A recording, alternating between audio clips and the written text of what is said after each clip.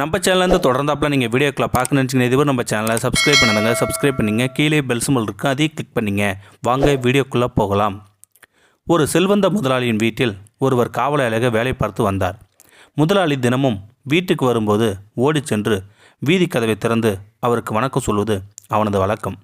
ஆனாலும் ஒரு நாளுன்னு அந்த முதலாளி பதில் கூறியது கிடையாது.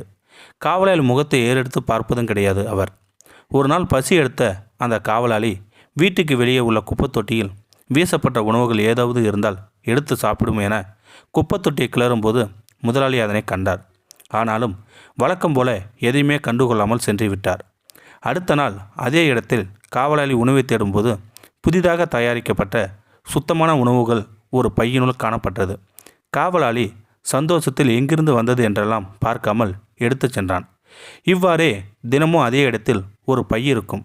அந்த பை நிறைய உணவுப் பொருட்கள் இருக்கும். அவனும் அதை தவறாமல் எடுத்து தன் மனைவி குழந்தைகளுக்கு கொடுத்து வந்தான். இருந்தாலும் எந்த முட்டாள் இப்படி தினமும் பொருட்களை வாங்கி இங்கே விட்டு செல்கிறானோ என மனதுக்குள் ஒரு நகைப்படும் கூடிய கேள்வியும் வேற. திடீரென ஒரு நாள் முதலாளி இறந்து விட்டார். வீடு நிறைய முதலாளியின் உறவினர்களும் நண்பர்களும் வந்தனர். அன்று அதே இடத்தில் உணவு போதியை தேடினான். உணவு இருக்கவில்லை. ஒருவேளை பார்க்க வந்தவர் யாரேனும் எடுத்திருக்க முடியும் என நினைத்து விட்டுவிட்டான். 2ஆம் நாள் பார்க்கிறான். அந்த இடத்தில் உணவு பை இல்லை. 3ஆம் நாள் 4ஆம் நாள் என பார்க்கிறான். உணவு பை இருக்கவில்லை. இப்படியே சென்றதால் அந்த காவலாளிக்கு தன் குடும்பத்துக்கு உணவளிக்க பெரும் சிரமமாக போயிற்று. உடனே தனது முதலாளி அம்மாவிடம் போய் சம்பளத்தை உயர்த்தவும் இல்லையேன் வேலைக்கு விட்டு விடுவதாக கூறினான். அதற்கு முதலாளி அம்மா மறுத்துவிட்டார். வேறு வழி இல்லாமல் வீதியோரம் எடுக்கும் உணவு பை கதையையும் அது இல்லாதால் தன் குடும்பம் படும் அவஸ்தையும் சொன்னான். உடனே முதலாளி அம்மா கேட்டார், எப்போதிலிருந்து உணவு பை இல்லாமல் போனதென்று. அதற்கு அவன் முதலாளி இறந்த நாளிலிருந்து என சொன்னதும் முதலாளி அம்மா ஓ என அழத் தொடங்கிவிட்டார். இதனை பார்த்த கவலை அடைந்த காவலாளி சம்பள உயர்வு வேண்டாம், நான் இங்கேயே வேலை செய்கிறேன், அழுவதை நிறுத்துங்கள் என கூறினான் காவலாளி. அதற்கு முதலாளி அம்மா நான் அதற்கு அளவில்லை. என் கணவர் தினமும் 7 பேருக்கு உணவளித்து வந்தார். அதில் 6 பேரை ஏற்கனவே இனம் கண்டுவிட்டேன். 7ஆம் நபரை தான் இத்தனை நாளே தேடிக்கொண்டிருந்தேன். 7வது நபர் நீதான் என தெரிந்து கொண்டதும் சந்தோஷத்தில் அழுகிறேன் என்றாள் முதலாளி அம்மா.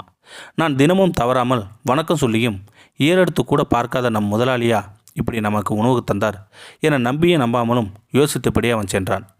அடுத்த நாளிலிருந்து முதலாளியின் மகன் தினமும் காவலாளியின் வீடு தேடி வந்து உணவு பையை காவலாளியின் கையிலே கொடுத்து சென்றான். காவலாளி நன்றி சொல்லியும் முதலாளியின் மகன் அதற்கு பதில் சொல்லாமலே செல்வான், அவனது தந்தையை போல. ஒரு நாள் இப்படிதான் முதலாளியின் மகன் வீடு தேடி வந்து கையில் உணவு பையை கொடுக்கும்போது வழக்கம்போல் நன்றி சொன்னான் காவலாளி. அதற்கு அங்கிருந்து எந்த பதிலும் இல்லை. பொறுமை இழந்த காவலாளி மிகவும் உரத்த குரலில் நன்றி சொன்னான்.